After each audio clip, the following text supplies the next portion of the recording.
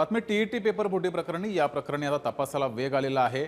या प्रकरणी भिवंडीमध्ये कारवाई केलेली आहे। 3 जणांना अटक केली आणि त्यांच्या साथीदारांना सुद्धा आता अटक करण्यात आलेली आहे। टीईटी पेपर फुटी प्रकरणी अत्यंत वेगानं तपास सुरू आहे।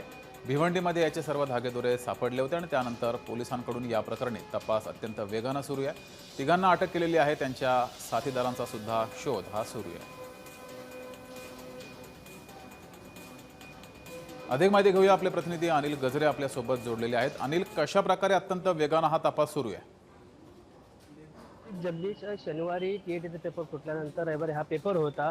शनिवारीच याची लिंक पोलिसांना लागल्यानंतर भागदौड 3 आरोपींना अटक करण्यात आली होती। त्या 4 प्रश्नपत्रिका होत्या। ते 4 प्रश्नपत्रिका तब्बल 1.5 करोड रुपयाला विकण्यात आल्या होत्या। तर यात मोठं राकेट असण्याची शक्यता पोलिसांनी वर्तवली आहे। त्या 3 संशयितांना अटक केल्यानंतर पोलिसांनी संबंधित कोर्टात 7 जुलैपर्यंत त्यांना पोलीस कोठडी घेतली आहे। एका दिवसामध्ये त्यांनी 2 आरोपींचे अजून नावं दिलेली आहेत। एक हरियाणाचा, एक पटण्याचा असून पोलीस अधिक शोध घेत आहेत। जगदीश, ठीक आहे, तर सर्व प्रतिनिधी आपल्या सोबत जोडले होते, सर्वांचे धन्यवाद।